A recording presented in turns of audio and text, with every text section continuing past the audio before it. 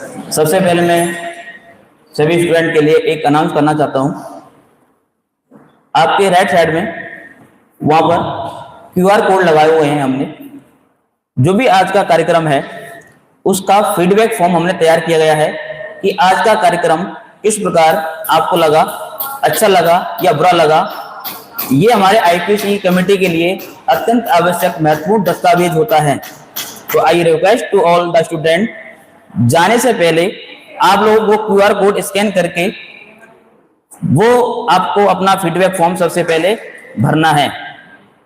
अब मैं इस सभागार में उपस्थित स्टूडेंट, संकाय सदस्य, आप सभी का बाबा साहब को नमन करते हुए आपका स्वागत एंड अभिनंदन करता हूं। इस सभागार में उपस्थित ओके सभी छात्रों का और इस 75वें संविधान समारोह में आप सभी का मैं कुलदीप सिंह हार्दिक स्वागत एवं अभिनंदन करता हूं। मिनिस्ट्री ऑफ इंडिया की तरफ से एक वीडियो कॉन्स्टिट्यूशन वीडियो फिल्म बनाई गई है, जिसके साथ मैं आप सभी छात्रों के लिए साझा करना चाहता हूं। सर ये दिखाई देते हैं।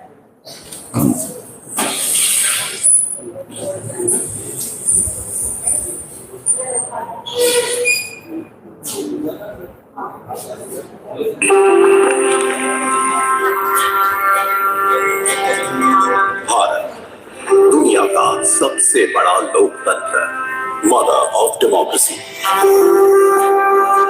कई शताब्दियों की गुलामी के बाद जब देश नई शुरुआत के लिए खड़ा था, तो उसकी राह में पथ प्रदर्शक बना हमारा संविधान। डॉक्टर भीमराव अंबेडकर की अध्यक्षता में जब देश ने अपना संविधान तैयार किया, तो भारत के लोकतंत्र को मजबूत बनाने और सबके लिए बराबरी और अवसर सुनिश्चित करने का आधार बना भारत का संविधान। हमारे संविधान निर्माताओं ने 75 साल पहले यह सपना देखा और तय किया कि हम कहीं पर भी चलते हो, हमें समान अवसर और अधिकार मिलेंगे। हमारे अधिकार हो या कर्तव्य, देश का हर नागरिक समान है। 75 साल से व्यक्ति के स्वाभिमान और राष्ट्र की एकता की रक्षा करता आया है भारत का संविधान। आज भी हमारे लिए सबसे ऊपर और सबसे पवित्र ग्रंथ।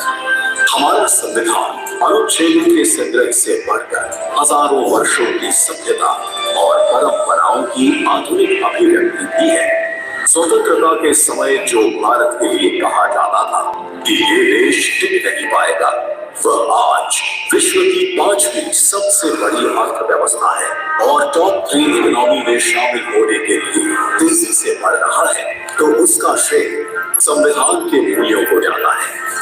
बीते 10 साल में लिए गए फैसलों, बनाई गई नीतियों और उठाए गए कदमों के मूल में संविधान की स्पिरिट रही है। हमारे संविधान की प्रेमबल की शुरुआत जो रीड पीपल, ये सिर्फ 3 शब्द नहीं। रीड पीपल एक आह्वान है, एक प्रतिज्ञा है, एक विश्वास। आज के भारत का मंत्र सबका साथ, सबका विकास, सबका विश्वास, सबका प्रयास। ये संविधान की भावना का सबसे सशक्त प्रदर्शन है। संविधान के समानता के सिद्धांत के साथ आज बिना भेदभाव लाभार्थियों तक लाभ पहुंचना है। अंत्योदय के लक्ष्य के साथ वंचित वर्ग और पिछड़े प्रदेशों को हर योजना के केंद्र में रखा जाता है। महिलाओं के उद्यमी बनने में, कप्तान बनने में, ऊंची उड़ान देने में देश उन्हें मदद पहुंचाता है। देश के प्रथम गांव से लेकर दूर दराज के गांवों तक पहुंच रही सड़कें, सामान, केबल्स और खुशियां संविधान के प्रति देश का समर्पण दिखाता है। विश्व का सबसे लंबा लिखित संविधान उस भारत का है जिसकी सुंदरता सीना चौड़ा कर देती है, जहां विभिन्न विचारों की सारी धाराएं एक ही सागर में बहती है। भारत की भावना के साथ आज पूरे भारत में एक संविधान है जिसकी दिखाई दिशा पर चलकर हम बनाएंगे विकसित भारत। Thanks for everyone. यदि आपको अच्छा लगा हो तो इसके लिए तालियां होनी तो चाहिए। इस कार्यक्रम में थोड़ा डिले हुआ, उसके लिए मैं आप सभी से क्षमा प्रार्थी हूँ। और आज के इस कार्यक्रम में अतिथियों का आने में थोड़ा समय लग रहा है, तो इस कार्यक्रम के प्रभारी महोदय एक मिनट में आ रहे हैं। तो आज हम सभी इस सभागार में 75वां संविधान दिवस समारोह मनाने के लिए उपस्थित हुए हैं।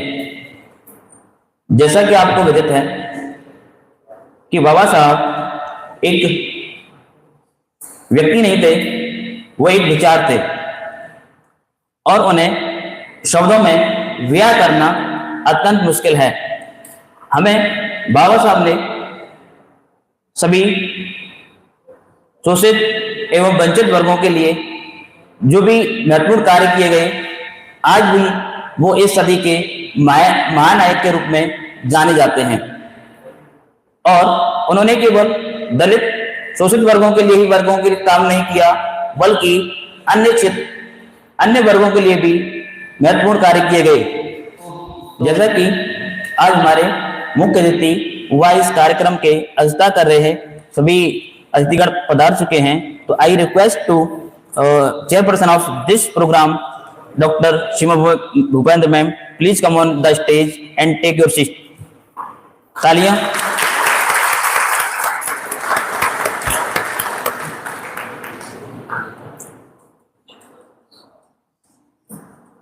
आज के इस कार्यक्रम में बुलाए गए अतिथिगण डॉक्टर सरोज कुमार, सहाचार्य राजनीति विज्ञान फ्रॉम मीरा गर्ल्स कॉलेज।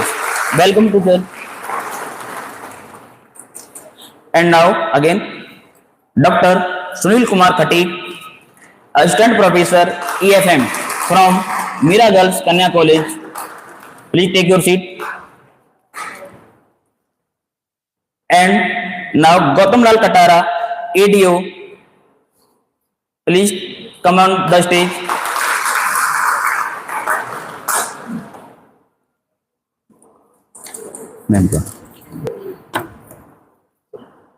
अब मैं इस कार्यक्रम के प्रभारी महोदय किरण पूनिया मैम से निवेदन करूंगा कि वो आकर के मंच की शोभा बढ़ाएं।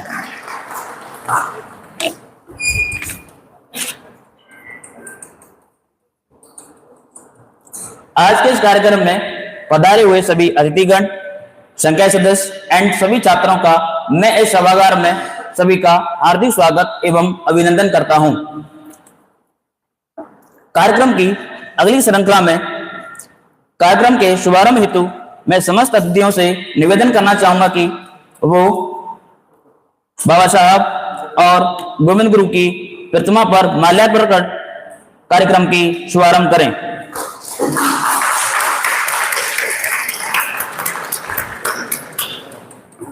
इस कार्यक्रम के विषय एवं स्वागत उद्बोधन हेतु मैं आज के इस कार्यक्रम की प्रभारी डॉक्टर पुनिया मैम से निवेदन करता हूं कि वो आकर स्वागत उद्बोधन दें।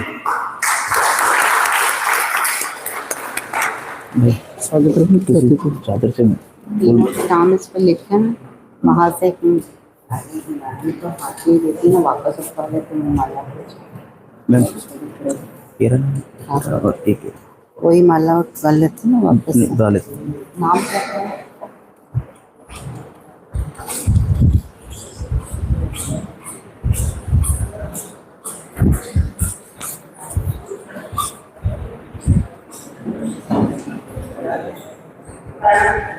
सम्मानीय मंच और मेरे साथी गणों बहुत प्यारे बच्चों, सामान्य पधारे हुए हमारे अतिथिगण हैं। वो बाइक किसके पास है तुम लोगों में से? बाइक किसके पास है? हमारी भाषा जा करके फास्ट फूल की माला ले आ जा गुलाब की। ऐसे गेंदा के फूल की माल की जल्दी जा कहाँ से ला रहे हो? यहीं पास में कुछ सामान करें। नए बस स्टैंड पे? सुनील जी सर का मैं स्वयं करना चाहूंगी। एक माला नहीं है कि उसको फूल पकड़ा देते हैं? बोलिया हूँ वहाँ से। बस स्वागत के लिए मैडम को बुला एक्टिंग प्रिंसिपल मैम से भी अनुरोध है कि एडीओ साहब हमारे बीच में है, गोविंदलाल जी का भी स्वागत है।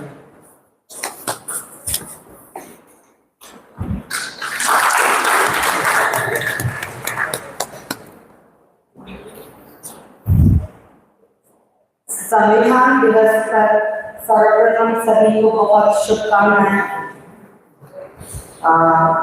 इस कार्यक्रम में पधारे हुए हमारे प्राचार्य डॉक्टर सीमा बुटेला, हमारे तीनों मेरे सभी साथीगण, बहुत प्यारे बच्चे, आप सभी का बहुत बहुत स्वागत है। और आपने हमारे आदरणीय विद्यार्थी और यहाँ पर आप बताइए आपके बीच में मुझे नहीं लेना चाहूंगी। आज बहुत अच्छा लग रहा है कि पूरा हॉल खड़ा हुआ है, बहुत सारे बच्चे हैं, दो चार चीजें करते हैं और से सामान्य से क्वेश्चन करना चाहूंगी क्योंकि पॉलिटिकल साइंस की मैं हूँ और संविधान दिवस जो है बहुत खास है हमारे लिए। संविधान क्या होता है? संविधान क्या है? बहुत सरल शब्दों में आपको भाषा में आएगी, सिर्फ सरल शब्दों में बताना चाहूंगी बच्चों को कि किसी भी समाज को चलाने के लिए, घर को चलाने के लिए, राज्य को चलाने के लिए या देश को चलाने के लिए कुछ नियम कायदे कानून होते हैं। बच्चे मेरे ख्याल में शायद फोटोज पे ध्यान दे रहे हैं, हमारी बातों पे कम ही ध्यान देते हैं, लेकिन आपको मैं बताऊंगी कि कृपया थोड़ा सा ध्यान दें क्योंकि यही चीजें आगे जाकर के आपको जीके के कोई भी क्वेश्चन पेपर में मिलेंगी। तो संविधान जो है वो आपका नियम कायदे और कानून है, आपका घर भी एक नियम से चलता है जो हमारे बुजुर्गों के बनाए हुए होते हैं। इसी तरीके से राज्य या देश के लिए भी एक संविधान का निर्माण किया जाता है। क्या कोई बच्चा बता सकता है कि 26 नवंबर को संविधान दिवस क्यों मनाया जा रहा है? हाथ खड़ा कर सकते हैं आप में से कोई? 26 नवंबर को क्यों? अच्छा, संविधान कब लागू हुआ था ये बता दें।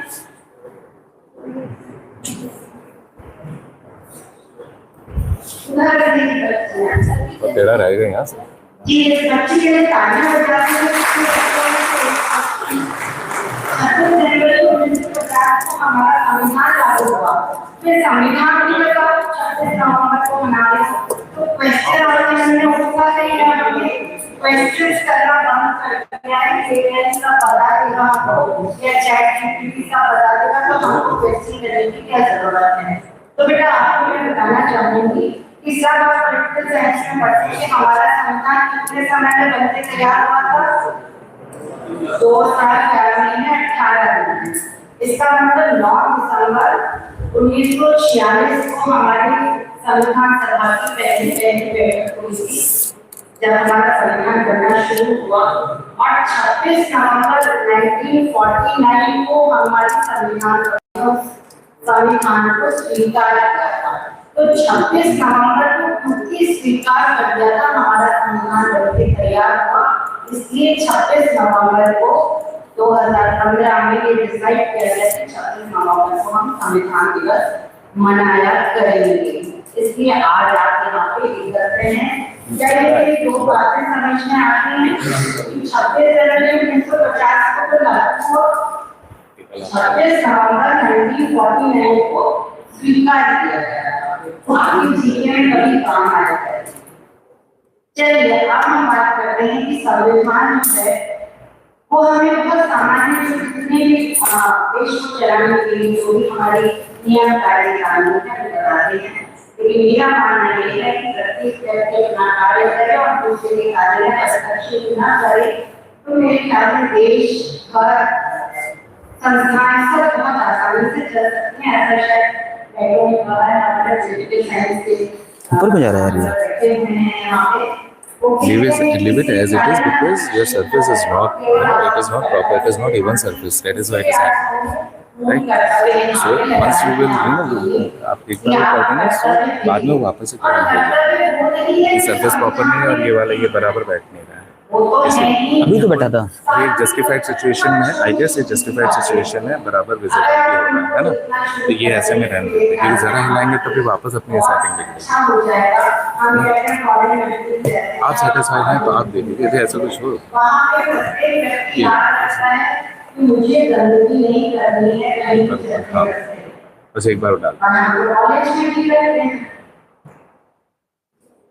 मुझे चाहते समय पंखे और लड़कियां ऑफ करनी है, ऐसा आप घर देखते हो कि नहीं देखते हो? फिर कॉलेज में क्यों नहीं देखते?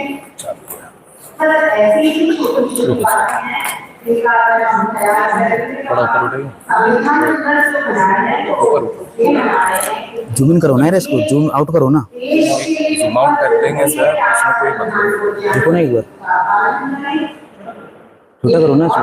खुशी की बात है कि आज एक नई समिति जो है वो बनी है, डॉक्टर भीमराव अम्बेडकर अध्ययन केंद्र, और उसका एक मिनट सर, हो जाएगा सर, ऊपर इसको थोड़ा पीछे लो सर। स्वतंत्र विधान में हमारा सांस ले रहे हैं, उसका श्रेय बहुत सारे लोगों को जाता है। संविधान को बनाने में अम्बेडकर जी का क्या योगदान नहीं, कोई बच्चा सबसे ज्यादा हम अम्बेडकर जी को क्यों याद करते हैं? तो टेबल आगे रखो थोड़ी सी।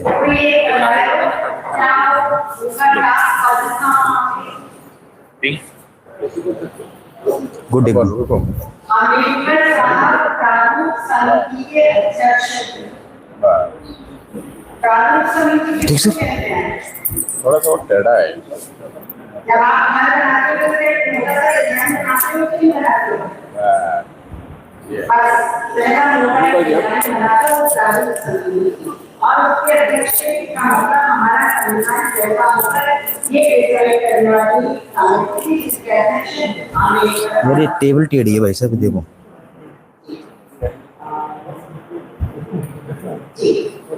लाओ ये करूँगा।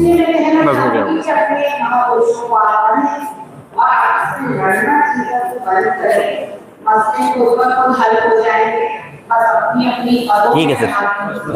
शाम का और हम जब लड़ते हैं आपस में तो ध्यान रखें कि ऊपर बैठे हुए हमारे सारे महापुरुष सोचते होंगे कि क्या बनाने आए थे, क्या बना दिया, क्या बनाने आए थे, क्या बना बैठे। कहीं मंदिर और कहीं मस्जिद बना बैठे।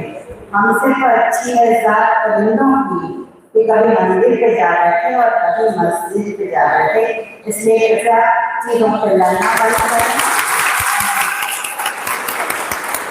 और आपस में मिलजुल करके देश के बारे में सोचें और देश को बहुत महान बनाने की तरफ छोटे छोटे कदम बढ़ाएंगे तो देश अपने आप महान बनेगा। एक बार पुनः सभी का स्वागत। डॉक्टर सुनील कुमार खटीक जी को कार्यक्रम की अगली कड़ी में मैं वक्ता उद्बोधन हेतु बुलाना चाहूंगा डॉक्टर सुनील कुमार खटीक जी को कि वो आकर के हमारे बच्चों को आपके शब्दों से लाभान्वित करें।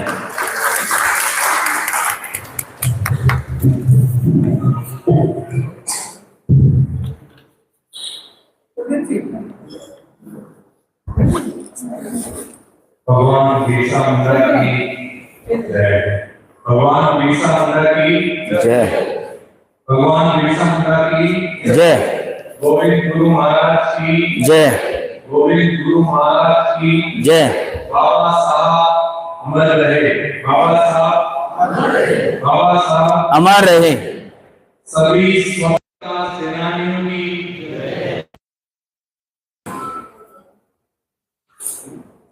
देश की स्वतंत्रता अनेकों ने स्वतंत्रता सेनानियों ने अपना बलिदान दिया, उसके बाद स्वराज्य जहां कहीं, चाहे नॉर्थ ईस्ट में चले जाए, सुदूर क्षेत्र में चले जाए, हिमालय की पहाड़ियों में चले जाए, दक्षिण राज्यों में चले जाए, पूरे भारत के लोगों ने, चाहे उनकी जो पृष्ठभूमि हो, उन सब लोगों ने स्वराज्य के लिए अपना बलिदान दिया। भगवान बिरसा मुंडा ने भी उलगुलान किया, तो उस क्रांति में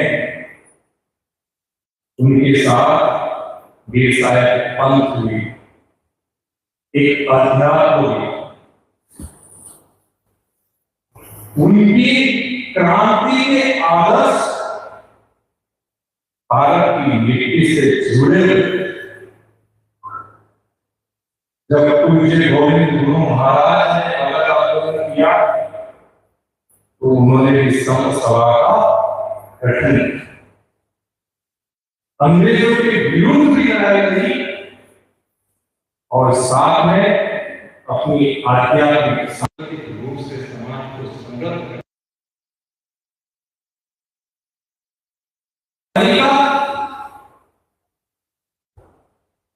हमारा अध्यात्म से जुड़ा, ये महाराज गीत गाते हैं, नहीं मान रहे, उसमें पंक्ति आई, दिल्ली में हमारी गार्डन है, अहमदाबाद में हमारी गार्डन है, दिल्ली में हमारी गाड़ी है, बुलेटिया नहीं मान रहे, बुलेटिया है। तो दाहोद का तो संदर्भ देते ही है, लेकिन वो अहमदाबाद का भी संदर्भ देते हैं और दिल्ली का भी संदर्भ। तब लगता है पूरा स्वतंत्रता संग्राम राष्ट्रीय संदर्भ में लड़ा है। जैसे माओजी महाराज भविष्यवाणी करते थे, जैसे देखा गोविंद गुरु महाराज की पंक्ति में भविष्यवाणी है कि अहमदाबाद में जाना पंच देते हैं, अहमदाबाद आगे जाकर गुजरात की राजधानी बनती है, वहां और गाड़ी का मतलब प्रमुख और भारत के प्रमुख दिल्ली में बैठते हैं। और सौभाग्य है, आप बड़े गौरव के साथ हम कह रहे हैं, भारत की प्रथम व्यक्ति श्रीमती द्रौपदी मुर्मू राष्ट्रपति के रूप में उस पद को सौभाग्य।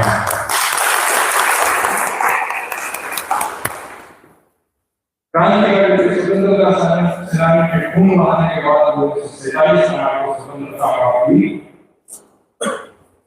सबसे पहली आवश्यकता होती है देश की विधान से चलेगा, उसके लिए संविधान चाहिए। एक वर्ष पहले ही 1946 में संविधान सभा का गठन हो गया। बाबा साहब अम्बेडकर जहां से चुन के आए थे पूर्वी पाकिस्तान से, जो मानव पूर्वी पाकिस्तान बना था बंगाल में था, उनका निर्वाचन क्षेत्र भी पाकिस्तान में चला गया। तो देखा जाए तो संविधान सभा के सदस्य वो नहीं रहे। जब राष्ट्रपति के चेहरे में बनाया गया देश की स्वतंत्रता के बाद, तो वो बॉम्बे प्रेसिडेंसी को प्रतिनिधित्व कर रहा है। पुनर्निर्वाचन हुआ, एक अन्य संविधान सभा के सदस्य ने रिजाइन किया, उनकी जगह निर्वाचन। ये सब हमारे सामने है। और जब हम संविधान की यात्रा कहते हैं, संविधान की प्रस्तावना, और संविधान की प्रस्तावना की पहले शब्द क्या है? 4 शब्द क्या है? हम भारत के लोग, हम भारत के। किसी प्रकार का कोई कश्मीर से कन्याकुमारी तक रहने वाला सारा समाज एक 4 पंक्ति में संविधान की शुरुआत की, हम भारत के लोग। पूरे समाज को एक सूत्र में बांधने का काम संविधान की शुरुआत के 4 शब्दों में कर दिया है। आगे जाके राजनीतिक, सामाजिक, आर्थिक, न्याय की बात होती है, जो हमें प्राप्त करना है, लेकिन राष्ट्र की एकता, अखंडता सुनिश्चित करने वाली बंधुता को बढ़ाने के लिए हम भारत के लोग में बंधुता बढ़ाएंगे तो राष्ट्र की एकता और अखंडता की सुनिश्चित होगी और हम जो है इसके आधार पर राजनीतिक सामाजिक और आर्थिक न्याय प्राप्त कर सकेंगे और ये बाबा साहब अम्बेडकर कहते हैं। और इतना ही 25 नवंबर 1949 को अंतिम भाषण को वहां कर देते हैं संविधान सभा के अंदर। मैं आपसे आग्रह करता हूं उस भाषण को भी देखना। उसमें वो कहते हैं बंधुत्व के बिना स्वतंत्रता और समानता स्वाभाविक रूप से बंधी है। उनका कहना है स्वतंत्रता और समानता चाहिए तो उसका आधार बंधुत्व ही बनेगा। ऐसा बाबा साहब अम्बेडकर। और संविधान का जो निचोड़ है, मूल तत्व है, आत्मा है, आधार है, वो लोकतांत्रिक व्यवस्था। उस समय में जो श्रेष्ठ जो प्रणाली थी लोकतंत्र की संसदीय प्रणाली, उसको हमने स्वीकारा और संसदीय प्रणाली हमारी आजाद हुई। तो संसदीय लोकतंत्र है, बाबा साहब अम्बेडकर का दूसरा लोकतंत्र है सामाजिक लोकतंत्र। तो दोनों तरह चाहिए कि हम सफलता हासिल करें। बाबा साहब अम्बेडकर लोकतंत्र को क्या बोलते हैं? 20 मई 1956 को एक रेडियो वार्ता वॉइस ऑफ अमेरिका के रेडियो के साथ हुई, उसमें लोकतंत्र के बारे में बोलते हैं कि लोकतंत्र की बुनियाद सरकार के स्वरूप पर आधारित नहीं है, चाहे वह संसदीय हो या कोई हो। लोकतंत्र सरकार के स्वरूप से कहीं बड़ी चीज है। यह मूलतः साथ साथ सहयोग से रहने का तरीका है। यह मूलतः साथ साथ सहयोग से रहने का तरीका है। जो लोग समाज की स्थापना करते हैं उनके सहकारितापूर्ण जीवन के संबंध में लोकतंत्र की जड़ सामाजिक संबंधों में खोजनी है। ये लोकतंत्र साथ साथ रहना, सहकारिता का भाव और सामाजिक संबंध आपस में कितने प्रकार है, ये लोग। और इतना ही नहीं, क्योंकि बिरसा मुंडा, भगवान बिरसा मुंडा और उनके लोग ग्रुप और न जाने के लिए नहीं, जनता के समाज से आने वाले नायक और बाकी सभी क्रांतिकारियों के योगदान से ये हमारे को स्वराज्य मिला है। तो पहले जो क्रांति हुई तो विदेश के साथ वो अलग। अब जो स्वराज्य मिला है, जो संविधान मिला है, वो अपना अपना है।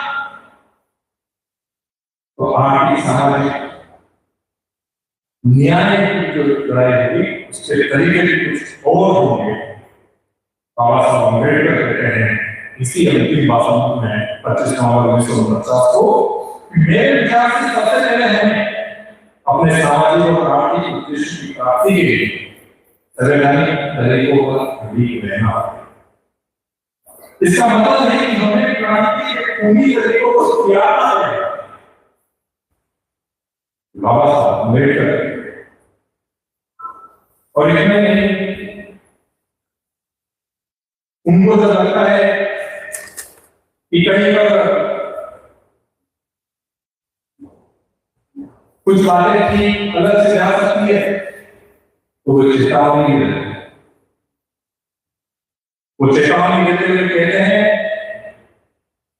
27 अक्टूबर 1951 को डीएवी कॉलेज जालंधर में राजनीतिक वैज्ञानिकों की संसद को संबोधित करते हुए बोलते हैं और वो कहते हैं यदि इस देश में संसदीय लोकतंत्र का स्थापना हुआ और ये हो सकता है तो इसका एकमात्र परिणाम क्या होगा? इसका एकमात्र परिणाम विद्रोह, अराजकता, वो साम्यवाद होगा और तब देश दुर्भाग्य की गलत में चला जाएगा। बाबा साहब अम्बेडकर कहते हैं संसदीय लोकतंत्र अगर असफल हो गया, इसका परिणाम जो होगा विद्रोह हो जाएगा, अराजकता हो जाएगी और साम्यवाद हो जाएगा। इसका अर्थ ये है कि देश का दुर्भाग्य गलत में चला जाएगा। ऐसा बाबा साहब अम्बेडकर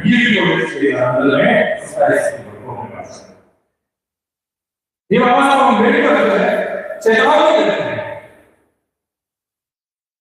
और इसके लिए वो कहते हैं स्वतंत्रता, समानता और बंधुता, और बंधुत्व का उसका एक आधार बनाते हैं और ये शिक्षा की हम बात करते हैं, दूसरी जो प्रमुख बात है कि सामाजिक लोकतंत्र के अलावा वो शिक्षा की बात। हमने ये तो बहुत सुना होगा कि शिक्षा शहर का मूल्य जो किए है वो उदाहरण है। अब शिक्षा लेकर कोई शहर बन गया वो किसी का शिकार नहीं कर सकता, कमजोर का शिकार नहीं कर सकता है, दोहन नहीं कर सकता है। प्रयास किया अधूरा है अवस्था में बिना विनम्रता और बिना चरित्र का शिक्षित व्यक्ति जानवर से अधिक भयावह है। शिक्षित हो तो विनम्र होना पड़ेगा, शिक्षित हो तो चरित्र होना पड़ेगा। नहीं तो कोई शहर की बुखार जिस कमजोर का हल करने के लिए हो सकती है। तो शिक्षा से अधिक चरित्र मूल्यवान है ऐसा बाबा अम्बेडकर। और हमारी जो संस्कृति रही एक साथ जीने की, सहकारिता की, कोएग्जिस्टेंस की, कोऑर्डिनेशन की, कोऑपरेशन की, उसको देखने के लिए हमारा जो मन कर रहा है सर्वे बहुत कुछ सर्वे संतुलिया है, सर्वे उदाहरण क्वेश्चन मार्क सिंधुवा अगर मन में बोलने में तो है, वचन में, मन में और आचरण में भी वो लाने की जरूरत है। वचन में और मन और आचरण में भी वो फिर ठीक हो पाएगा, फिर उसका अर्थ नहीं है। तो जो बोलते हैं आचरण में लाने की जरूरत है। बोलने से सुनने में ऐसा लगता है आप करोगे तो और भी ज्यादा अच्छा हो जाएगा, ऐसा हमारा मानना है। तो बाबा साहब सामाजिक लोकतंत्र की बात हो गई, दूसरी शिक्षा के साथ चरित्र को जोड़ने की बात हो गई। ये हमारे समाज में भातृत्व भाव को जोड़ देते हैं। अंतिम बात लेकर बैठे बात को सुनाओ। आपके ऊपर ये दायित्व डाल दिया जाए आपको परिवार को चलाने के लिए एक नियमावली बनानी है। आप बना सकते हैं क्या? आपको देखना पड़ेगा माता जी क्या, तुलसी पिताजी क्या, जैसे दीदी क्या है, भाई क्या है, भाभी क्या है, जिसे आप पसंद करते हैं, सबको संतुष्ट करना कितना बड़ा शक्ति रहेगी।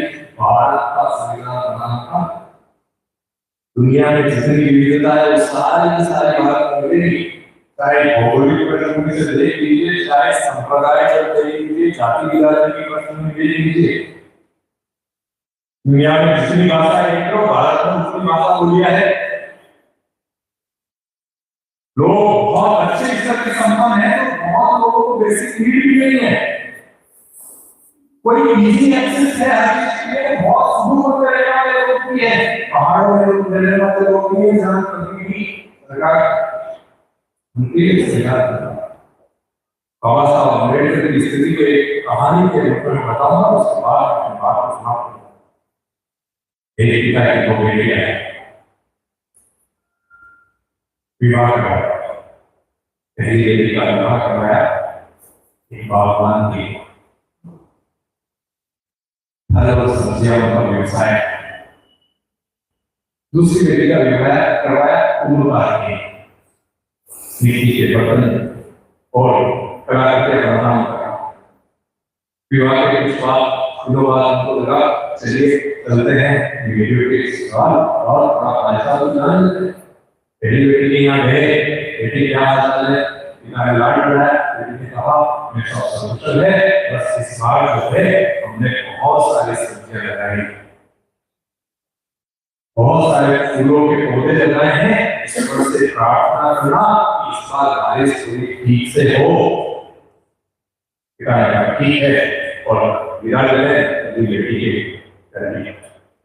उनसे मुझे लगता है कैसा है, सब है, बस इस बार जो है हमने मिट्टी लाए हैं, बहुत सारे मिट्टी के बर्तन बनाए हैं और उनको सुनाना बाकी है, और मिट्टी के बर्तन बनाने के बाद सुनाएंगे हम लोग ग्रुप में, बस आप इस वक्त से प्रार्थना करना कि इतना तारीफ नहीं हो या खत्म हो। बारिश करने की प्रार्थना करनी है, की प्रार्थना करनी है, ऐसे विशाल भारत समाज के लिए अगर संविधान बनना हो तो क्या स्थिति होती है, इसका थोड़ा सा आपको करने की जरूरत है। आज की बात नहीं, 1947 की बात है। तो आज हम सब लोग जो है संविधान के महत्व को समझ सकते हैं। और मैं तो यही कहता हूँ कि ज्यादा आइडिया वगैरह का सारा सहयोग हमने आप ये है कि मुझे सब प्रदान कर देगा, लेकिन उसके पीछे भावना नहीं है, उसके पीछे जितना बलिदान हुआ उसको समझने की जरूरत है। उसके पीछे जो हमारी आवश्यकता है कॉन्ट्रीब्यूशन देने की, मैं बोल रहे थे नागरिक शिष्टाचार के नाते उसको देखने की जरूरत है। और जो लोग अभाव में हैं उनके साथ हमारे किस प्रकार से सहयोग कर सकते हैं, उनको कैसे आगे बढ़ाने का काम कर सकते हैं, उसको हम अपने विचारों के साथ, अपने कर्म के साथ, अपने व्यवहार के साथ सहयोग कर सकते हैं। इसको हमें देखने की जरूरत है। और अंतिम रूप से कुछ चित्र बाद संविधान के मूल प्रतिलिपि का अंतिम चित्र है, वो है एक पुष्प वृक्ष का, और वो पुष्प वृक्ष बनाया हुआ है हमारे देश की स्वतंत्रता के लिए सभी स्वतंत्रता सेनानियों की स्मृति में।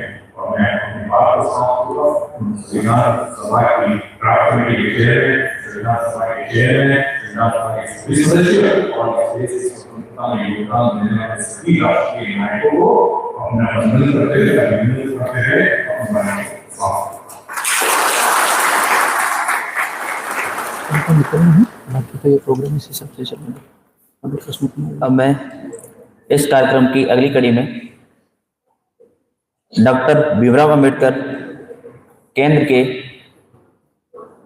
सदस्य कृष्ण कुमार यादव जी को एक टॉक स्पीच के लिए बुलाना चाहूंगा कि वो आकर के हमारे इन बच्चों को संविधान दिवस के ऊपर लाभान्वित करें।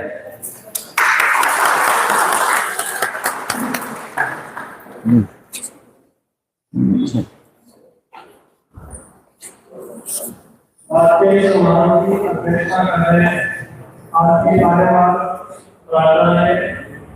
प्रोफेसर श्रीमान हैं और बाहर से अदालत के सभी अतिथि और उनके राशि सभी सदस्य और सभी संकाय सदस्य और प्यारे विद्यार्थियों, सबसे पहले मैं आप सभी को संविधान दिवस की हार्दिक शुभकामनाएं देना चाहता हूं। मेरा जो आज का विषय है कि संविधान हम क्यों मनाते हैं, क्या कारण है कि हम अभी जाके संविधान मनाते हैं। 2015 से पूर्व हम संविधान दिवस नहीं एक विधि दिवस मनाते थे, लेकिन 2015 में डॉक्टर भीमराव अंबेडकर की 125वीं जयंती के उपलक्ष्य में केंद्र सरकार ने 26 नवंबर को संविधान दिवस मनाने का निर्णय लिया और उसका प्रमुख उद्देश्य रखा संविधान के मूल्य और भीमराव अंबेडकर के विचारों को जानना। इसी श्रृंखला के तहत विश्वविद्यालय स्कूल के स्तर पर भीमराव अंबेडकर के विचारों पर निबंध प्रतियोगिताएं, इसके साथ ही कॉलेजों में संगोष्ठी पूरे भारत में सम्मेलन का आयोजन किया जाता है। 26 नवंबर भारतीय इतिहास में एक ऐतिहासिक महत्वपूर्ण तिथि है। जैसा कि मैम ने पहले ही बताया कि इस दिन भारत का संविधान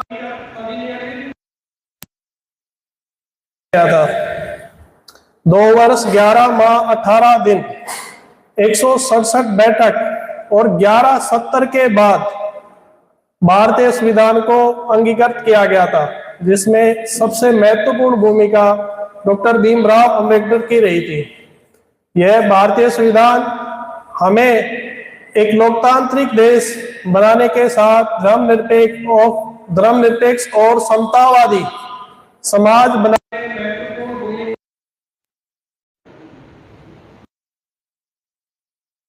नागरिकों को अधिकार, स्वतंत्रता और कर्तव्य दिए गए हैं। ये जो अधिकार है ये सबसे महत्वपूर्ण है।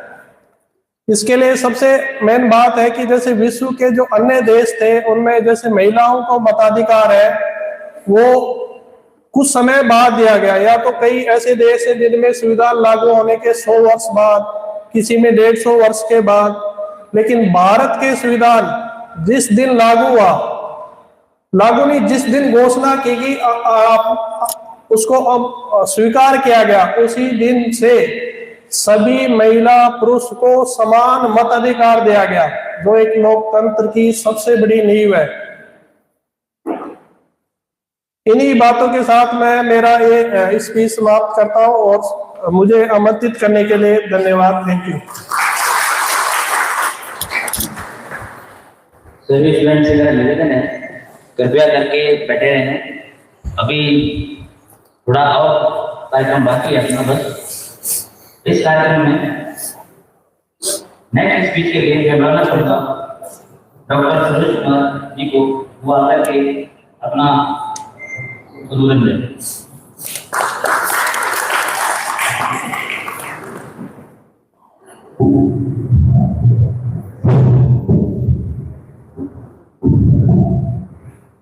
धन्यवाद। आदरणीय आचार्य जी, मंचस्थ अतिथि वृंद, आदरणीय संकाय सदस्य, मेरे साथी कुछ को तो मैं जानता हूँ, लक्ष्मण जी, आशीष जी, नंतर जी, कॉपी और कई आदरणीय विद्यार्थियों,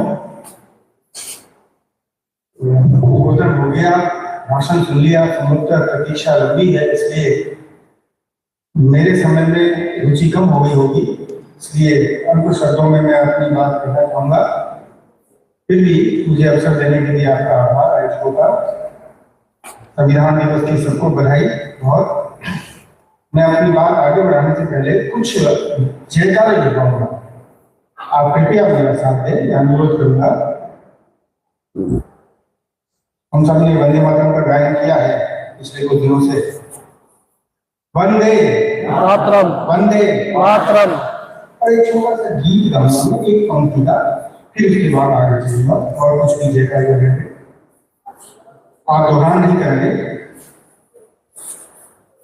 राष्ट्र की जय चेतना का गान वंदे मातरम, राष्ट्रभक्ति प्रेरणा का गान वंदे मातरम, वंदे मातरम, वंदे मातरम। ये मैंने इसलिए इसका एक है क्योंकि अपन देश होगी वर्षा मना रहे हैं अमीर अमर का, और इसके साथ साथ भगवान बिरसा मुंडा की जय, भगवान बिरसा मुंडा की जय। तो हम भगवान बिरसा मुंडा हमारे आदर्श स्वाधीनता सेनानी और भारत के बहुत ही प्रसिद्ध स्वतंत्रता सेनानी, उनकी जयकारे लगाते हैं, उनकी जन्म जयंती मनाते हैं। ऐसे ही गोविंद गुरु महाराज की, गोविंद गुरु महाराज की नहीं, बिल्कुल भी नहीं। एक प्रेरणा से हम आज स्वतंत्र वातावरण में जी रहे हैं। हम उस संघर्ष की गाथा के बहुत सारे साक्षी, बहुत सारे ऐसे नायकों को नमन करते हैं। और फिर डॉक्टर भीमराव अम्बेडकर की, डॉक्टर भीमराव अम्बेडकर की क्यों? क्योंकि आज इस संसदीय लोकतंत्र शांत वातावरण, सभी समाज, सभी देश, समस्त समाज की बात करके जैसे कोई व्यवस्था है, वो दरअसल doctor B are Ambedkar ji ने संविधान सभा के सभी सदस्यों के लिए। तो ऐसे महान नायकों की जयकारे लगाकर हम आज के इस पावन दिवस की शुरुआत करेंगे। कुछ अपनी बात साझा करने के लिए सबसे पहले हम ये जानें कि भारत में लोकतंत्र की स्थापना, लोकतंत्र दिवाली के 1950 में गणतंत्र के रूप में 26 जून को गणतंत्र घोषित हुआ। लेकिन लोकतंत्र भारत के लिए नया नहीं, कई बार हम कहते हैं कि हमने इसको अपनाया। आप संविधान की बारे में बातें, अच्छी बातें बता रहे थे, तो लोकतंत्र है ना, कई बार हमको लगता है कि हमने लिया। हमको ये जानना चाहिए कि हमारे जीवन में शाश्वत है, सदियों से है, और हम कई कारणों से इसको विस्मृत कर रहे हैं। लोकतंत्र के उदाहरण आपको भगवान राम के राम राज्य में, लोकतंत्र के उदाहरण होते हैं कि संस्कृति के अर्थशास्त्र में लोग कहते हैं प्रजा नहीं रहता है। लोकतंत्र के उदाहरण हमको उस वर्ष में मिलते हैं जहां पर भगवान महावीर, भगवान बुद्ध का जन्म हुआ, शाक्य गणराज्य, दीक्षित गणराज्य, गणतंत्र। और लोकतंत्र के उदाहरण प्रसिद्ध चोल साम्राज्य के उनकी गांव में चुनाव होते हैं। तो लोकतंत्र की स्थापना पुनर्स्थापना हुई, और पुनर्स्थापना में जिनकी भूमिका रही ऐसे महान योगी डॉक्टर बी आर अम्बेडकर। तो इसलिए हम उस लोकतांत्रिक वातावरण को आज जी रहे हैं अच्छे से, तो उसके पीछे निश्चित रूप से हमारी बिल्कुल समृद्ध विरासत और नायकों की भूमिका, महानायकों की भूमिका है। कई दिन मैं जयकारे लगाना चाहता था, बहुत सारे अभी देवी होटल का जल जीवन की बना देती अपने उसका समारोह कोई अवसर पर मनाया, रानी दुर्गा है, अच्छी बात की रानी दुर्गा है, चेतु कानून है, ऐसे बहुत सारे संघर्षकार हैं जो लोकतंत्र को पुनर्स्थापित करने में, कुशल शासन में, प्रजाभावी शासन में काम करने में इनकी भूमिका रही है। तो हम आज संविधान दिवस के अवसर पर ऐसे महानायकों, ऐसे विरोधियों को भी निश्चित न करें, उनको भी उनका भी स्मरण करें। मैं बहुत ज्यादा नहीं बोलूंगा क्योंकि इसे आज तकनीक का जमाना है, गूगल का जमाना है, एआई का जमाना है। आप तुरंत में सबके पास भी स्मार्टफोन लगा हुआ, सभी कुछ भी सर्च कर सकते हैं भारत के संविधान के बारे में। प्रावधान सारे प्रावधान विशेष संशोधन 30% संशोधन में या फिर प्रावधान को सारा एक आप फिर से सर्च कर सकते हैं। तो मुझे प्रावधान हटाने की आवश्यकता संभव नहीं है, लेकिन मैं संविधान में जो भारतीय जीवन मूल्य है, अंतर नहीं है, सिर्फ उसकी तरफ उम्मीद करना चाहूँगा। और मुझे लगता है कि जो हमारी भावी पीढ़ी है, हमारे भविष्य में बच्चे हैं, हम जब कॉलेज में हैं, महाविद्यालय में, शिक्षण संस्थाओं में हैं, तो हमें उनके साथ कनेक्ट करके उनको भारत की समृद्ध विरासत को ये नायकों का नाम दिया है, उन नायकों से कनेक्ट करवाने की आवश्यकता है। हमारा भविष्य नहीं है, ये बच्चे हैं। तो ये पूरा जीवन मूल्य है, यही आगे लेकर जाएगा। और सुनील ने इससे पहले कहा कि हम एक समृद्ध समाज के रूप में अगर आगे बढ़ेंगे तो भारत बहुत समृद्ध होगा। भारत पुनः विश्व की स्थिति में है, और आज हम जिस स्थिति में जा रहे हैं आर्थिक रूप से, तो संभवतः सामाजिक रूप से भी बहुत ज्यादा सक्षम हो रहा है। संविधान में कई सारे प्रावधान हैं जो कि हमारे भारतीय जीवन मूल्यों को निर्देशित करते हैं। हम जानते हैं कि सहस्त्र समानता, करुणा, सेवा, ये सब भारत के अमूल्य धरोहर विरासत है। और इस संविधान के कई अनुच्छेद, अनुच्छेद 14, 15 समानता का दिया, सहस्त्र धारा अनुच्छेद 17 शिक्षा का, और इसी तरह से लोकतंत्र जैसा कि मैंने कहा कि बहुत मजबूत है, और उसी को पुष्टि किया अनुच्छेद 19 ने। अनुच्छेद 19 ने हमें विचार आज बोल रहा हूँ, समर्थन संविधान की बदौलत बोल रहा हूँ। बहुत सारे विरोध के स्वर भी मिलते हैं दुनिया को, वो अच्छी बात है। दुर्भाग्य से एक काल ऐसा रहा है कि भारत के इतिहास में जब उस लोकतंत्र को कुचलने का प्रयास किया, हम सब साक्षी हैं, जानते हैं, हमने पढ़ा है कि किस प्रकार इस आपातकाल में उस लोकतंत्र को कुचलने का प्रयास किया है। मनमाने तरीके से निर्वाचित संसद का कार्यकाल बढ़ा दिया है, 5 से 6 साल कर दिया है। लेकिन इसके बावजूद उसको अपने अंदर शक्ति है, अंतर्निहित शक्ति है, लोकतंत्र कभी नहीं समाप्त नहीं हो पाया। और मेरे हिसाब से लोकतंत्र कभी समाप्त हो ही नहीं पाएगा।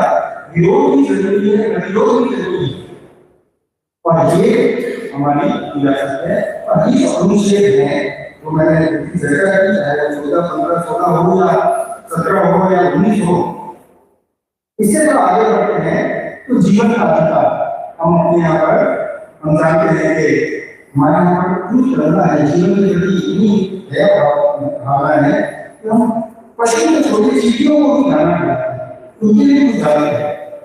मतलब जीवन के लोगों में आ सकते हैं कि सबके जीवन का सम्मान होना चाहिए। जीने का अधिकार सिर्फ मुझे नहीं, देने का अधिकार सबको, सभी मानवों को नहीं, प्राणियों को, इसलिए हम कहते हैं प्राणियों की रक्षा।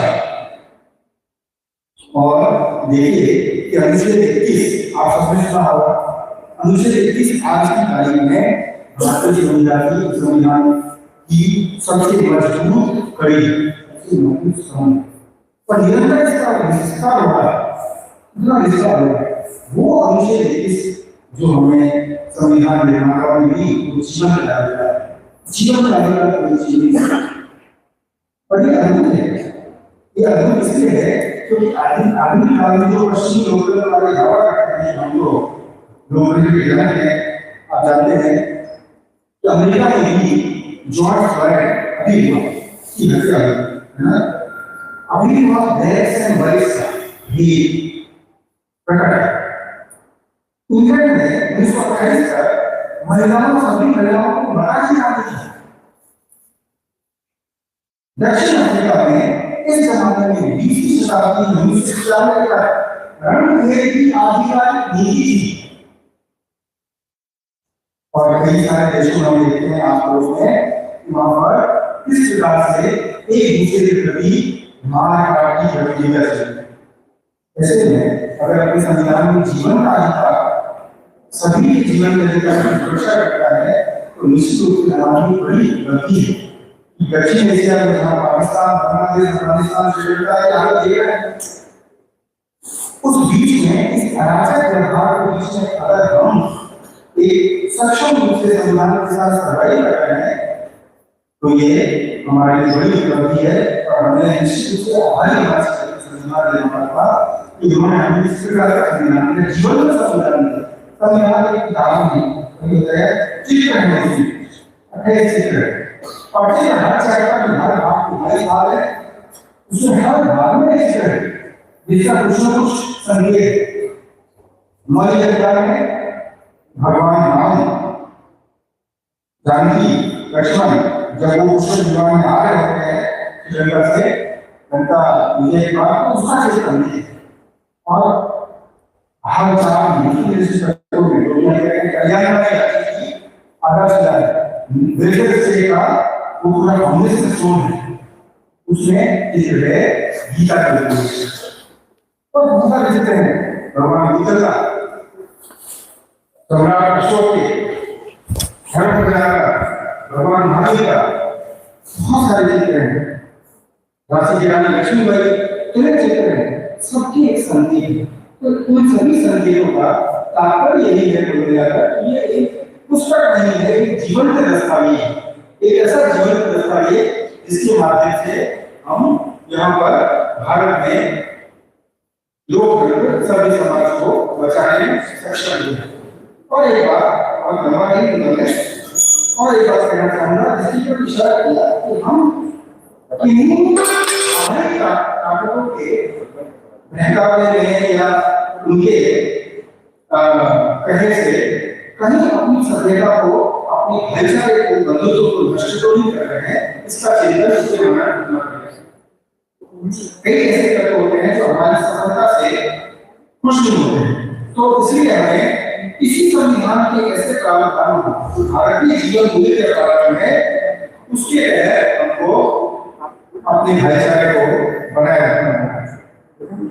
और कुल मिलाकर जैसा कि डॉक्टर भीमराव अम्बेडकर ने भी कहा कि हमें ऐसे अराजकताओं को स्पेस बिल्कुल नहीं देना चाहिए जो कि हमारे भाईचारे को नष्ट करेंगे। नाम दिया था हमने कई सारे वैचारिक समूहों का, कई सारे संगठनों का नाम दिया जा रहा था। आप चाहें तो आप कुछ और बात थी इसकी तरफ उन्होंने कहा कि आप देख रहे हैं भारत के प्रथम विधि मंत्री, कानून मंत्री डॉक्टर बी आर अम्बेडकर का और पाकिस्तान के प्रथम विधि मंत्री जोगेंद्र नाथ भंडारी, दोनों विधि और दोनों ही वंचित समाज से संबंधित हैं।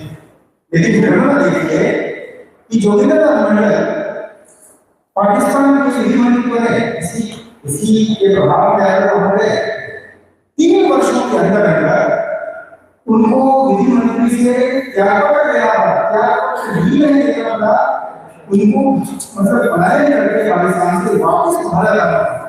और भारत आकर उनके त्याग को बढ़िया जो उन्होंने तत्कालीन प्रधानमंत्री पाकिस्तान के एरिया में था उनको लिखा था, तो स्पष्ट हो जाएगा कि भारत की सभ्यता महान क्यों है, भारतीय सभ्यता महान क्यों है, भारत का संविधान महान क्यों है।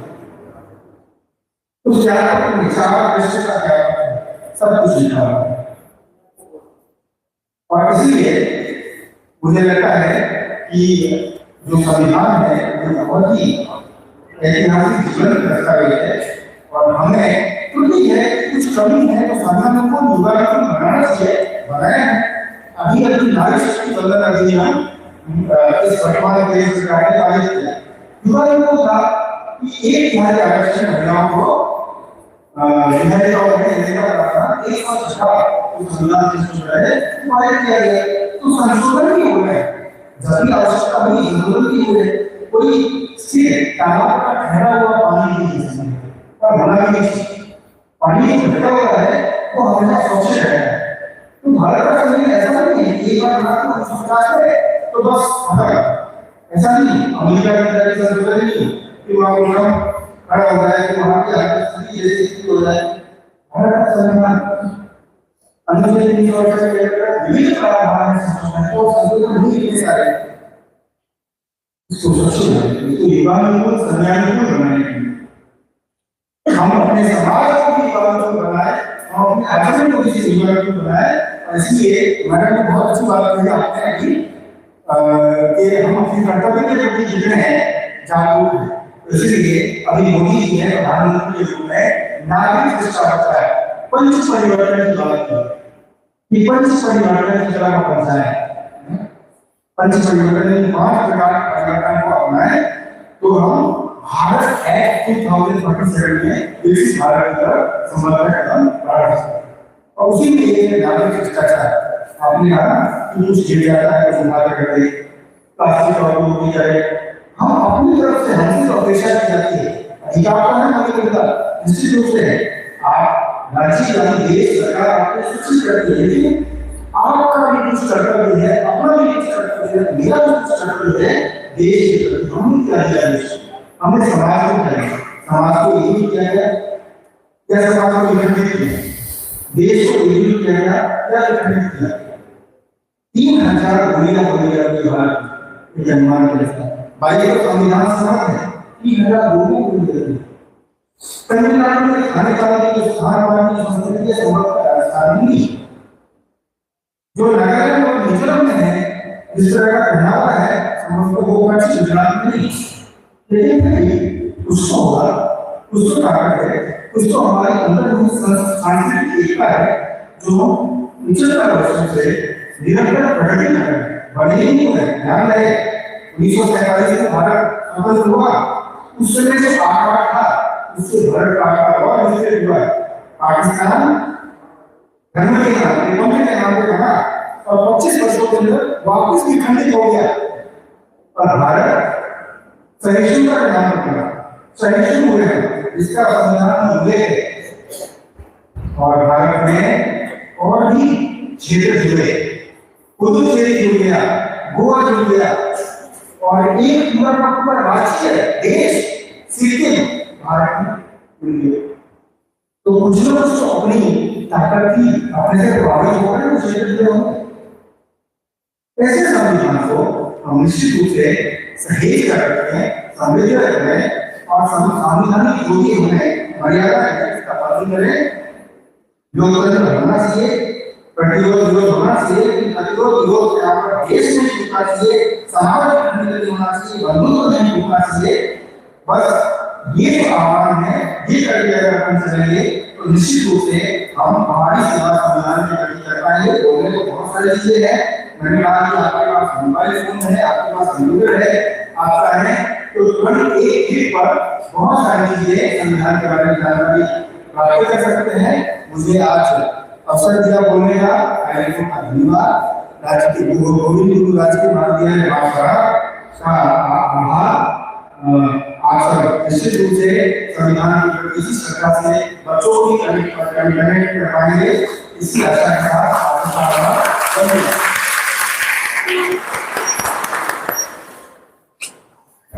Thanks for your kind words doctor Saroj sir. जैसा कि सर ने कहा, हमारे भारत की सभ्यता क्यों महान है एंड हमारे भारत का संविधान क्यों महान है।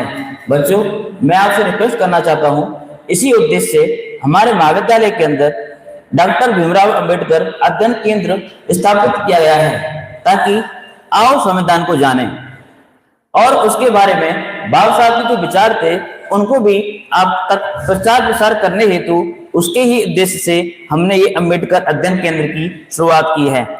कार्यक्रम की अगली कड़ी में मैं बुलाना चाहूंगा गौतम लाल कटारा जी को, एडीओ साहब, कि आप आकर के अपने भी 2 शब्द कहें।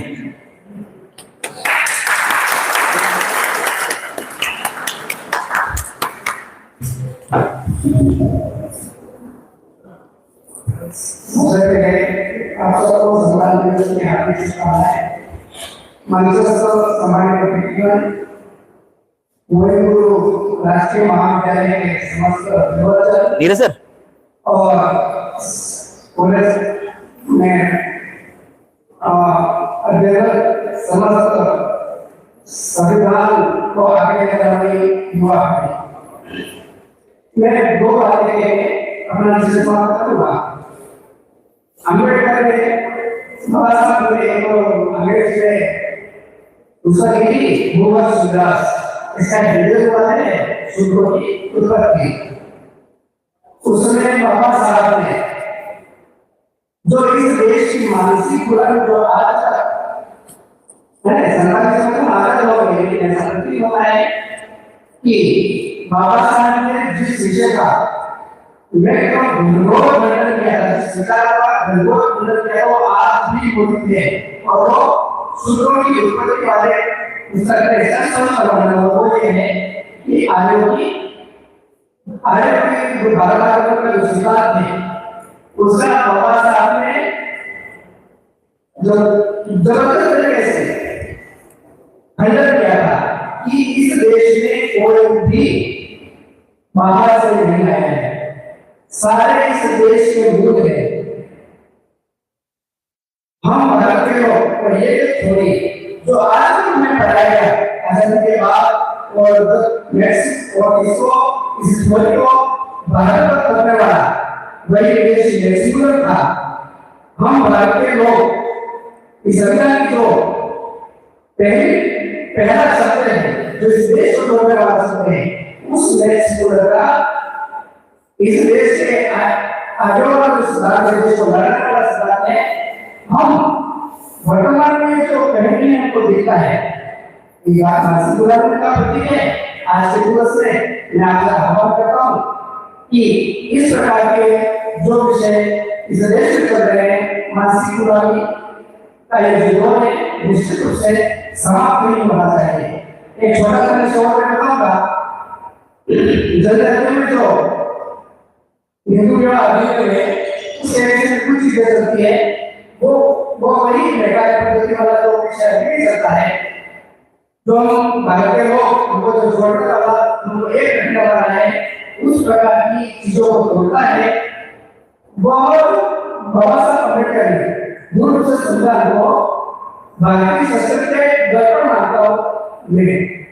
भारतीय संस्कृति की जो विविधताएं हैं वो इस संविधान में बाबा साहब ने सारी सम्मिलित की थी। और ये हिंदू विवाह अधिनियम और ललित को जो अधिनियम है जो जनजाति की जो विशेष व्यवस्था की गणतंत्र के समय से महाजनपदों के समय से तो उसको इस भारतीय संविधान में बाबा साहब ने सुविधा और उसको सम्मिलित किया है। इसलिए वो थोड़ी सी ऐसी लगती है कि ये जो विभाजन का दृष्टि होती है वो इसको जनजातियों को शेष सीमा से अलग करने का बिल्कुल आवेदन प्रयास करते हैं।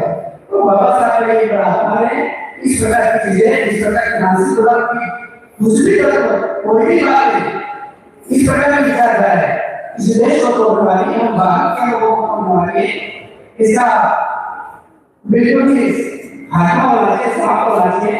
इतना सा इस बात के मैं विषय समाप्त करता हूँ।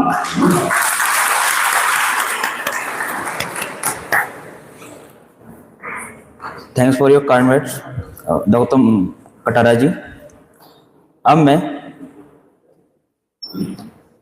सभी छात्र छात्राओं और संकाय सदस्यों से निवेदन करना चाहूंगा कि वो अपने जगह पर खड़े हो जाएं। एंड अब प्रस्तावना वाचन हेतु मैं आमंत्रित करता हूं डॉक्टर नीरज श्रीमाली जी को, वो आकर के यहाँ पर प्रस्तावना वाचन करावें।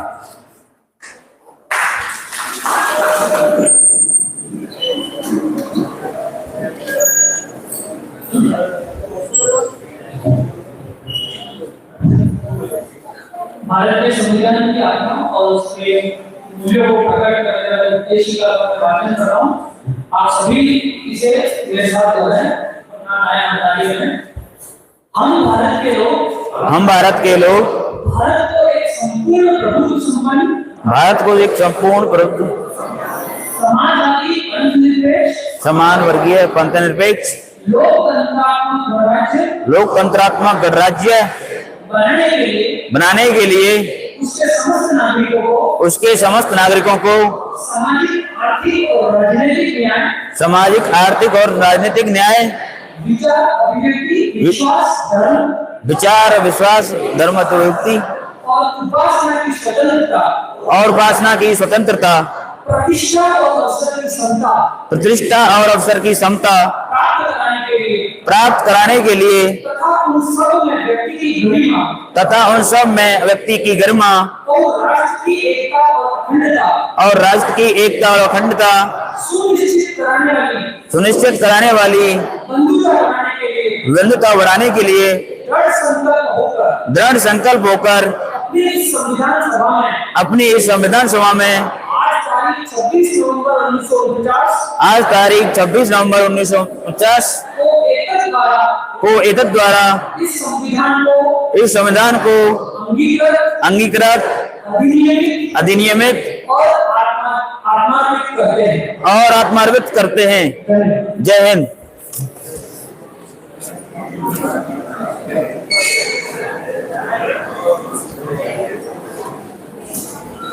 अभी जाना नहीं है बेटो, बच्चों अभी जाने नहीं है किसी को भी। कार्यक्रम के अंत में आपको एक महत्वपूर्ण जानकारी साझा की जाएगी। हमारे साथ जुड़े हैं अजीज प्रेम जी फाउंडेशन के सदस्य जुड़े हैं, जो आपके लिए एक इम्पोर्टेंट सूचना प्रेषित करने वाले हैं, जो कि छात्र छात्राओं से संबंधित है। अब मैं अध्यक्षीय उद्बोधन हेतु बुलाना चाहूंगा डॉक्टर सीमा भूपेंद्र मैम को। वो आकर के हमारे छात्र छात्राओं को अपने शब्दों से लाभान्वित करें।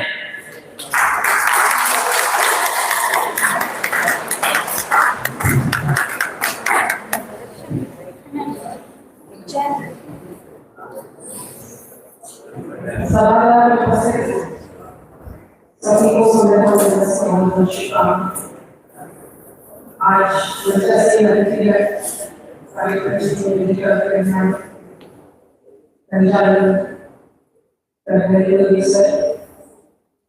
सभी समुदाय के साथियों और धीरे धीरे होती कम संख्या में उपस्थित यहाँ युवा शक्ति जो बैठी है, प्यारे बच्चों, सभी का महाविद्यालय परिवार की ओर से बहुत स्वागत।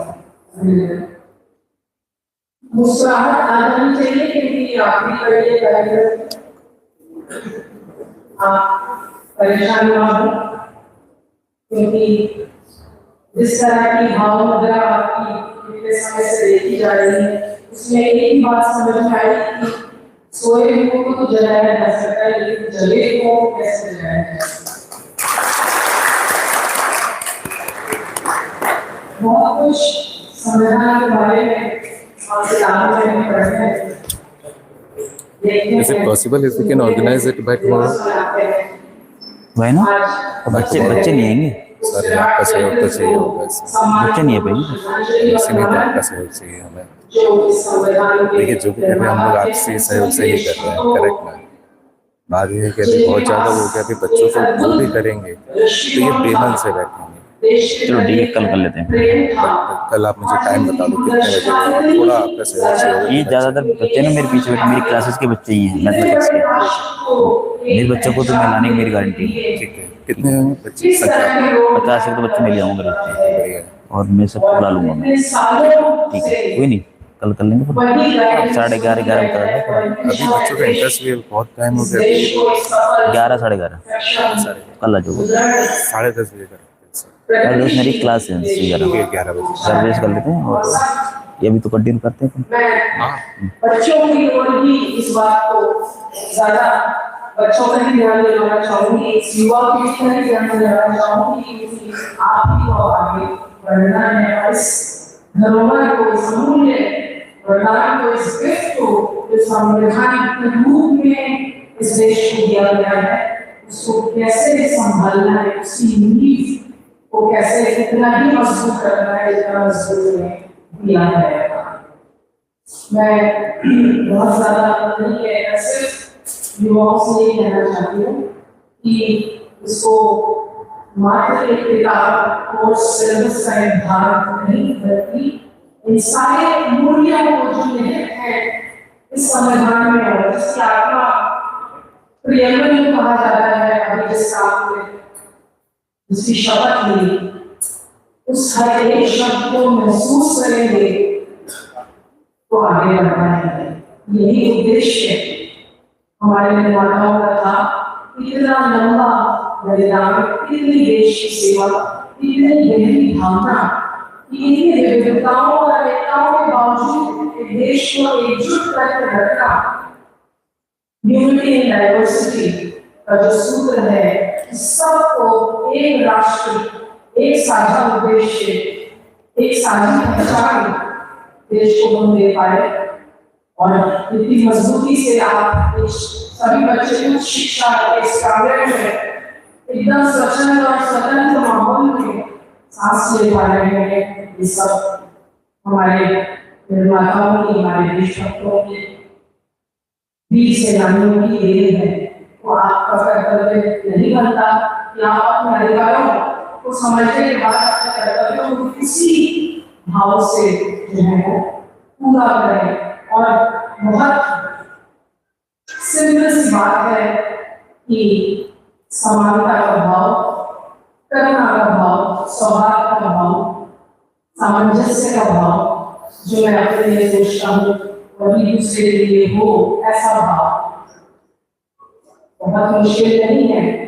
सिर्फ मन में ये विश्वास हो कि सबको ये जीवन एक वरदान के रूप में मिला है, तो क्यों ना हम जैसे जीना चाहें वैसे दूसरे को भी हो समानता का अधिकार मिले। बस इतना ही उद्देश्य होता है और इसी से एक सुंदर समाज, आपका परिवार और एक अच्छे राष्ट्र का भविष्य जो है वो निर्मित होता है। द आइडिया जो आपने दिया है, जस्टिस, लिबर्टी, इक्वालिटी, फ्रेटर्निटी, भाईचारा, सौहार्द, न्याय, सभी को इसकी जरूरत है। और अगर ऐसा संबंध प्रदान कर दिया जाए तो क्यों नहीं देश का नागरिक जो है वो एक प्रगतिशील देश बनाने में अपना योगदान देगा। मैं सभी युवाओं को यही कहती हूँ कि आपकी ऊर्जा को सही जगह लगाएं, उसकी बहुत आवश्यकता है देश को। आप अपनी ऊर्जा को, अपनी सक्रियता को, अपने ज्ञान को, अपनी पढ़ाई को रोजमर्रा के जीवन में उतारने की कोशिश करें। घर का कचरा अपना को साफ कर दिया, सामने वाले के दरवाजे पे डाल दिया, बस यही फर्क है। उसका भी घर साफ करें और मेरा भी घर साफ करें। जिस दिन ये भाव आ जाएगा, उसका भी कष्ट वही है जो मेरा कष्ट है, उसको भी, उसके भी सपनों को फैलने के लिए वैसे भी कम चाहिए, उसको भी उगने के लिए वैसे ही जमीन चाहिए, उसको भी पनपने के लिए वैसे ही माहौल चाहिए। तो क्यों ना हम अपने इस माहौल को मिलकर बेहतर करें, पर्यावरण संरक्षण की ओर जाएं। देश ने बहुत प्रगति की है, लेकिन इस फास्ट पेस आपको देखा है आज का जो आप इस डिजिटल एज में आ रहे हैं, आपको नहीं लगता कि चुनौतियां बहुत ज्यादा बढ़ गई है। और आप आज संविधान दिवस के उपलक्ष्य में एक बार सोचिए, एक बार रुकिए और ये देखिए संविधान में मूल्यों को मैंने अपने जीवन में प्रत्येक व्यक्ति को अपनी सोच आ जाए कि मैंने उन मूल्यों को किस गहराई से अपने अंदर उतारा है, क्या मैं सब कर पा रही हूँ। तो सर्वश्रेष्ठ योगदान आपका होगा समाज के प्रति। आप जहाँ खड़े हैं वहाँ अपने अधिकारों के बारे में सचेत हो और अपने कर्तव्यों को निभाएं। मुझे नहीं लगता कि देश कभी भी पीछे रह पाएगा। गांधी जी की बहुत अच्छी छोटी सी बात है और उन्होंने कहा है be the change you want to see in the world. आप उस जिस परिवर्तन को समाज में देखना चाहते हैं वो परिवर्तन बन जाएंगे। जो एग्जाम्पल आप दूसरों के लिए देते हैं वो स्वयं को एग्जाम्पल बन जाएंगे। कहने का मतलब जो हमारे निर्माताओं ने जिस मूल्यों को जिया आपके सामने व्यवहारिक रूप में आज तो मूल्यों की बात कर रहे हैं तो अपने व्यवहार में परिलक्षित करें। और मुझे उम्मीद है कि थोड़ी सी जागृति अपने अंदर लाए। आप सब में बहुत टैलेंट है, बहुत प्रतिभा है और जो इस देश में कहाँ से कहाँ पहुँचाया जा सकता है। अपनी सोच को विकसित करें। यानी अगर डिजिटल चीजों से आपकी अपनी मौलिक सोच खत्म हो गई है, इसको खतरनाक कर दीजिए। आप सबके अंदर ये विचार को जागृत कीजिए और इसी विचारों से आप जो है आगे एक्शन कर पाएंगे। तो क्रिटिकल थिंकिंग जिसको हम कहते हैं, अपनी सोच को विकसित करिए, पर्यावरण संरक्षण के बारे में सोचिए। डिजिटल एज इसमें आप पागलों की तरह जिस रेस में दौड़ रहे हैं उसमें अपनी डिजिटल को अपनी प्राइवेसी को सुरक्षित करने की बात कीजिए। शायद ये दो चार बड़ी चुनौतियां हैं। अपनी साइंटिफिक टेम्पर को लॉजिक प्रश्न पूछने का साहस रखिए। सही और गलत के बीच का निर्णय करना सीखिए। अपनी बात अपनी आवाज को रखने की हिम्मत रखिए। बस में चढ़े और मेरा परिवार को सीख मिले दूसरे साइड खड़े हैं, अगर कोई दूसरा भी खड़ा है तो उससे भी आप आवाज उठाएं। अपने लिए तो हम सभी करते हैं, अपने घर परिवार के लिए हर व्यक्ति करता है। आपका बनती है जो उससे आगे बढ़े दो कदम आप सबके लिए समान सोचें। मुझे लगता है कि बच्चे आज से ही इस भाव को अपने अंदर उतारें। यही सच्ची श्रद्धांजलि संविधान निर्माताओं की होगी, देशभक्तों को होगी और कभी हम संविधान की इस भावना को महसूस कर पाएंगे जो आपके प्रियंकर की पहली लाइन है, be the people of India. इसमें क्या भाव देते हैं? ये बी अब धीरे धीरे आपको नहीं लगता गिरता जा रहा है कि आई को परिवर्तित करना है। और आप भी अपने मैं मेरा कोशिश करें इस मैं मेरे को फिर से पुनः हम पर ले आए। जिस ये हम का भाव हो गया संविधान एक साकार रूप में आपके जीवन में उतर दिखाई देगा। मुझे उम्मीद है कि आप छोटी छोटी बातों को, छोटे छोटे मूल्यों को अपने रोजमर्रा के जीवन से शुरुआत करें। धीरे धीरे एक कदम जो है वो लंबी यात्रा और कड़ी को जोड़ता है, जैसे कि 75 साल की बड़ी आपने जुड़ते देखी है। एक छोटी सी बात करें, आप सब शिक्षक हैं, पढ़े लिखे लोग हैं, कुछ शिक्षण संस्थानों में हैं। बड़ा बाली सा इसमें बहुत अच्छी बात कही है कि हाईली क्वालिफाइड और वेल क्वालिफाइड कुछ कम शिक्षा प्राप्त करेगा, आपके कागजों में दिखाई दे जाएगी, आपकी डिग्रियों से दिखाई दे जाएगी आपकी एजुकेशन। लेकिन वेल क्वालिफाइड व्यक्ति अपने व्यक्तित्व, अपने व्यवहार से शिक्षा देता है। तो मैं उम्मीद करती हूँ कि आप सब पढ़ रहे हैं, लेकिन सिर्फ हाईली क्वालिफाइड होने को होना चाहिए, वेल क्वालिफाइड होने की मंशा रखें। वेल क्वालिफाइड एक सेतु की तरह काम करता है जो सौहार्द, सामंजस्य, सुदृढ़ता, जोड़ने का, बढ़ने का, प्रगति करने का विचार करते हैं, उसको कहते हैं वेल क्वालिफाइड। शिक्षा लीजिए, लेकिन सिर्फ डिग्रियों के लिए नहीं, बल्कि अच्छे नागरिक, जिम्मेदार, निष्ठापूर्ण, समर्पण भाव से इस देश के लिए अपना योगदान है। सभी युवाओं को बहुत बहुत शुभकामनाएं, सभी को बहुत बहुत धन्यवाद। हमारे सारे अतिथियों को आज इसी शुभकामनाओं के साथ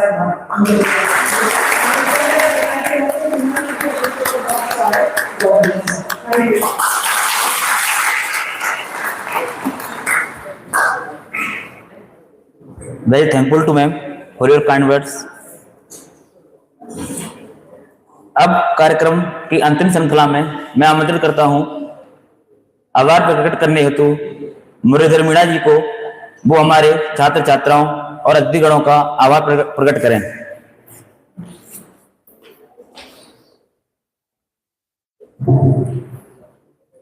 श्री गोविंदपुर राष्ट्रीय महाविद्यालय में हाल ही में स्थापित श्री भीमराव अम्बेडकर अध्ययन केंद्र के तत्वावधान में आयोजित आज के संविधान समारोह में बताए हुए मुख्य अतिथि एवं वक्ता डॉक्टर सरोज कुमार जी, डॉक्टर सुनील कुमार जी एवं एडीओ सर गौतम जी कटारा जी, आप सभी का अमूल्य समय निकालकर हमारे कार्यक्रम में कराने के लिए बहुत बहुत धन्यवाद और आभार।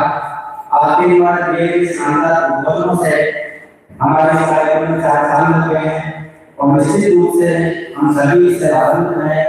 इसके लिए पुनः आपका आभार और अभिनंदन।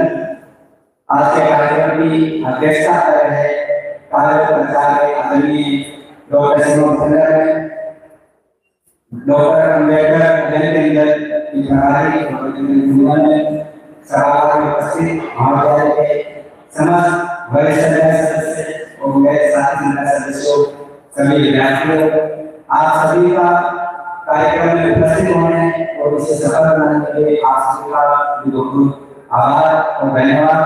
आप सभी को मैं डॉक्टर भीमराव अम्बेडकर अध्ययन केंद्र समिति के सभी सदस्यों की तरफ से पुनः आभार और अभिनंदन करता हूं। धन्यवाद।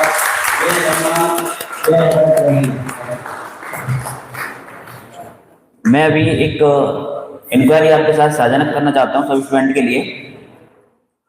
कल आप सभी को 11 बजे अजीज प्रेम जी फाउंडेशन का एक प्रोग्राम है, उसमें भी आप सभी को उपस्थित होना है, क्योंकि उसमें आपको आपके ही संदर्भ में कोई उपयोगी बातें बताई जाएंगी।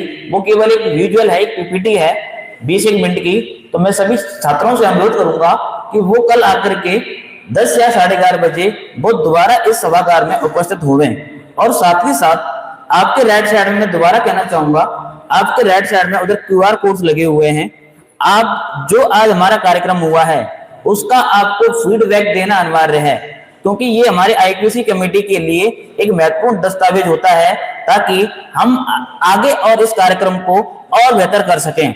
और हम ये भी कहते हुए मुझे खुशी होगी, इस बार ये हमारा पहला कार्यक्रम था, अगली बार हम इससे और बेहतर कार्यक्रम प्रयास करेंगे, इससे और बेहतर कुछ ना कुछ लेकर के आएंगे सामने। आपके निबंध प्रतियोगिताएं, आपकी पेंटिंग्स, इवन आपके क्यूज जो भी हो पाएंगी वो हम आपके लिए अगले संविधान समारोह में पक्का हम इससे बेटर करके और दिखाएंगे। और एक लास्ट में जाने से पहले एक क्वेश्चन है मेरा, जो भी छात्र इसका जवाब दे देगा मेरी तरफ से उसके लिए एक पेन गिफ्ट किया जाएगा। संविधान दिवस को कितने दिनों में ड्राफ्टिंग की गई थी?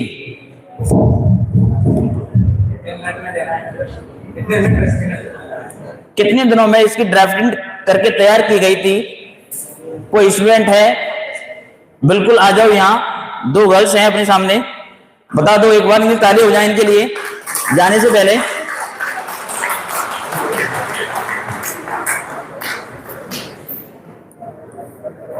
आ जाइए यहाँ पर।